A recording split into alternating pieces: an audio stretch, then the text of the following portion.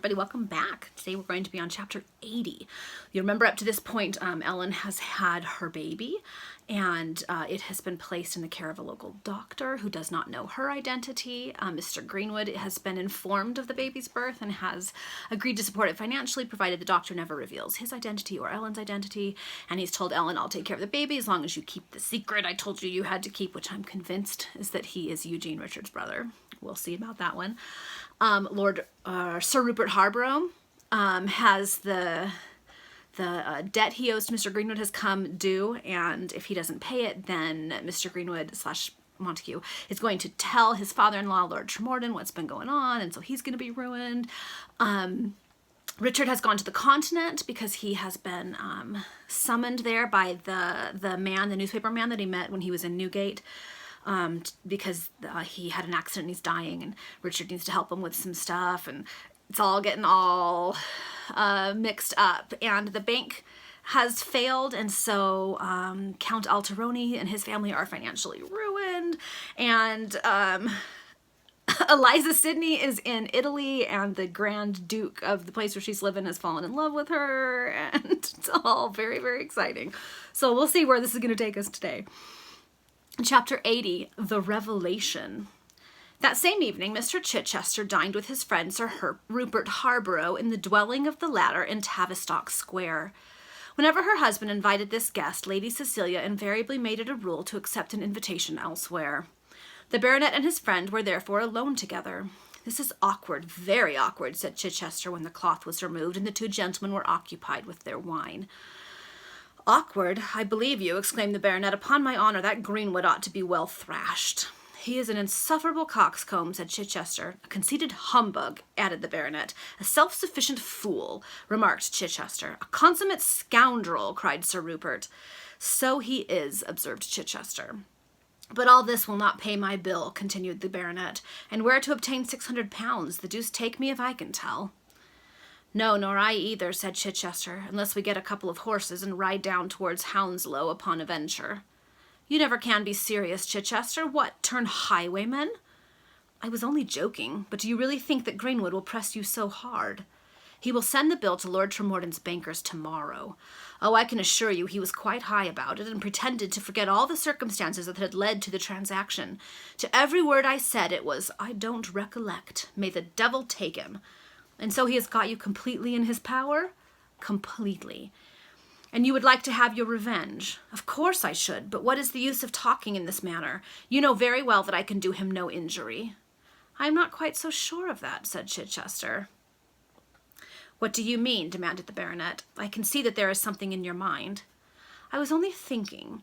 Suppose we accuse him of something that he would not like exposed, and could not very well refute, an intrigue with any particular lady, for instance." "Oh, that's right, I forgot. Chichester knows that Greenwood / Montague and Lady Cecilia have had something going on. I forgot he knew about that." "Ah, if we could," exclaimed the baronet, "even though it were with my own wife, and by the by, he is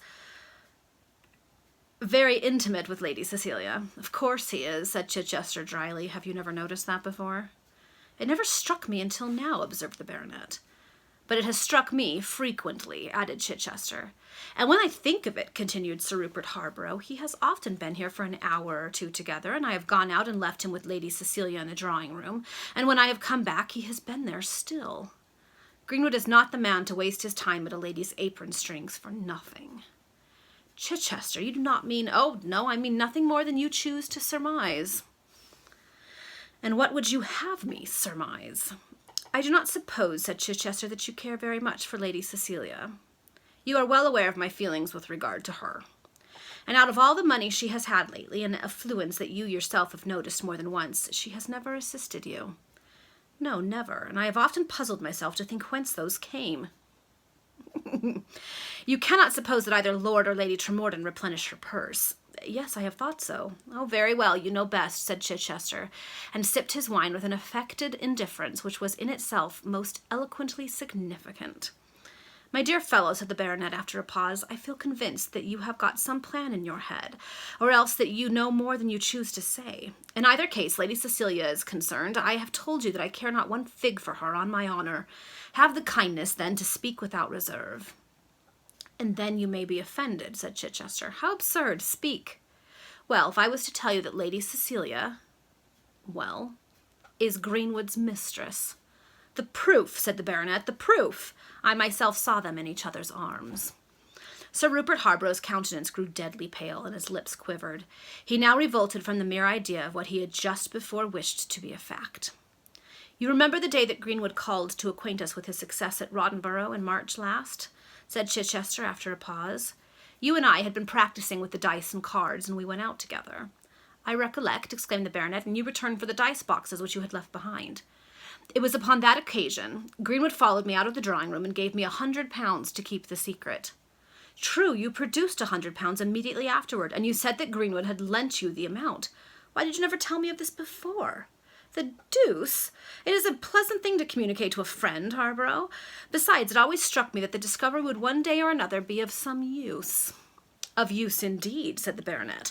And Lady Cecilia is Greenwood's mistress. Ah, that explains the restoration of her diamonds, as well as the improved condition of her finances. The false creature! You must admit, Harborough, said Chichester, that you have never been over-attentive to your wife, and if— Nonsense, my good fellow, interrupted the baronet sharply. That is no excuse for a woman. A man may do what he chooses, but a woman— Come, no moralizing, said Chichester. It is all your own fault. Not one woman out of 50 would go wrong if the husband behaved properly. But now that I have told you the secret, think what use you can make of it. I cannot see how the circumstance can serve me without further proof, remarked the baronet. Ah, Lady Cecilia, what duplicity, what deceit! Why not search her drawers, her boxes? Said Chichester. She is absent, no one can interrupt you, and perhaps you may find a letter. Excellent thought, cried Sir Rupert, and seizing a candle, he hurried from the room. 20 minutes elapsed, during which Mr. Chichester sat and drank his wine as comfortably as if he had done a good action instead of revealing so fearful a secret to his friend. At length Sir Rupert Harborough returned to the dining-room. He was very pale, and there was something ghastly in his countenance, a sinister in the expression of his eyes. Well, any news? inquired Chichester. No proof, not a note, not a letter, answered the baronet, but I have found something, he added with a hysterical kind of laugh, that will answer my purpose for the moment better still. What is that? asked his friend.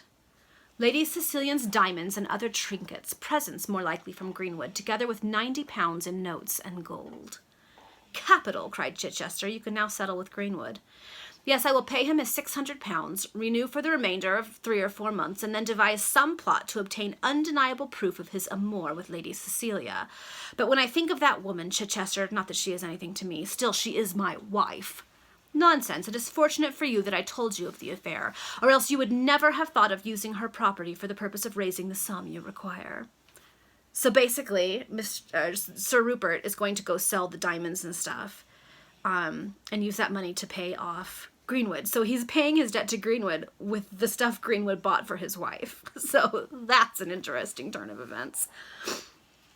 Ah, I will revenge on that Greenwood, cried Sir Rupert, in whose mind one idea was uppermost in spite of his depraved and selfish disposition.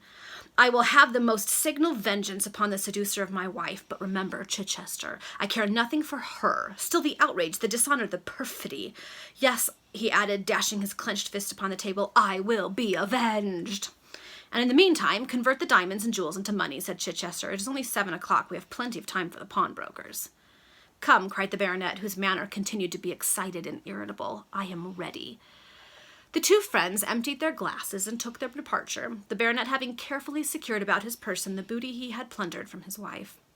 They then bent their steps towards the pawnbroking establishment of Mr. V. in the Strand. What a strange type of all the luxury, dissipation, extravagance, profligacy, misery, ruin, and want which characterizes the various classes of society is a pawnbroker's shop. It is the emporium whither go the jewels of the aristocrat, the clothes of the mechanic, the ornaments of the actress, and the necessaries of the poor. Genteel profligacy and pining industry seek at the same place, the one the means for fresh extravagance, the other the wherewith to purchase food to sustain life. Two broad and direct roads branch off from the pawnbroker's shop in different directions, the first leading to the gaming table, the second to the gin palace. And then those paths are carried onwards past those halfway houses of destruction and converge to one point at which they meet at last, and whose name is ruin. Two working men have been seen standing at the corner of a street whispering together. At length one has taken off his coat, gone to the pawnbroker's, come out with the proceeds, and accompanied the other to the nearest gin shop, where they have remained until all the money raised by the garment was expended. Again, during the absence from home of the hard-working mechanic, his intemperate wife has collected together their few necessaries, carried them to the pawnbroker's, and spent the few shillings thus procured on gin.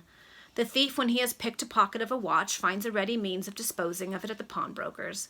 Hundreds of working men pledge their Sunday garments regularly every Monday morning and redeem them again on Saturday night.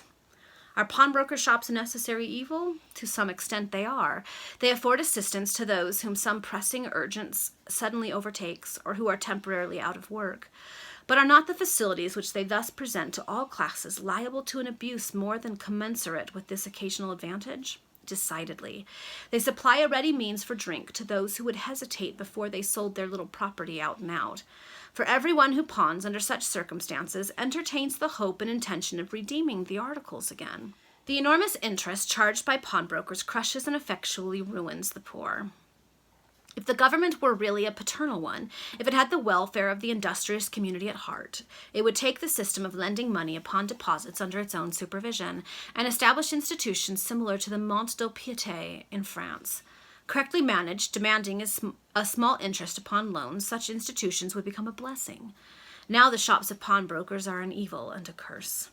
Sir Rupert Harborough entered the pawnbroker's shop by the front door, while Mr. Chichester awaited him in the lower arcade. The baronet was well known in that establishment, and he accordingly entered into a friendly and familiar chat with one of the young men behind the counter. "That is a very handsome painting," said Sir Rupert, pointing to one suspended on the wall. "Yes, sir, pledged 15 months ago for £7 by a young nobleman, who had received it along with £50 in cash the same morning by way of discount for a £1,000 bill." "And what do you expect for it?" 80 guineas, answered the young man coolly. "But here is one much finer than that," continued the pawnbroker's assistant, turning towards another painting that expired a few days ago. "It was only pledged for 30 guineas. "And how much have you the conscience to ask for it?" 120, whispered the young man. "There is something peculiar connected with that picture. It belongs to an upholsterer who was once immensely rich, but who was ruined by giving credit to the Duke of York." "The Duke of York, eh?" "Oh, yes, sir. We have received and pledged the goods of many, many tradesmen, who were once very wealthy, but who have been reduced to absolute beggary, starvation, by His late Royal Highness. We call the pillar in St. James's Park the Column of Infamy." "Well, it was too bad not to pay his debts before they built that monument," said the baronet carelessly. "But come, give me a cool 600 for these things." "What, the diamonds again?" exclaimed the assistant. "Oh, yes, they come and go, like good and bad fortune, upon my honor," said Sir Rupert. "Like the jewels of many other at the West End," added the assistant, and, having made out the duplicates, he handed Sir Rupert over the sum required.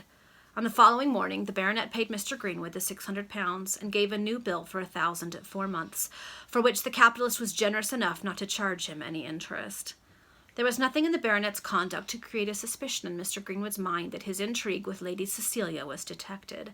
But when the transaction was completed, Sir Rupert hastened to consult with his friend Chichester upon some plan for obtaining positive evidence of that amour. That's the end of the chapter. So that eventually will come to light. We do know from an earlier chapter that Greenwood means to cut things off with Lady Cecilia, and whether or not that will interfere with these plans or not, I don't know. But I feel like we can see all of these things starting to point to how they're going to come to a head when the story is over. So we'll see. All right, see you for the next chapter.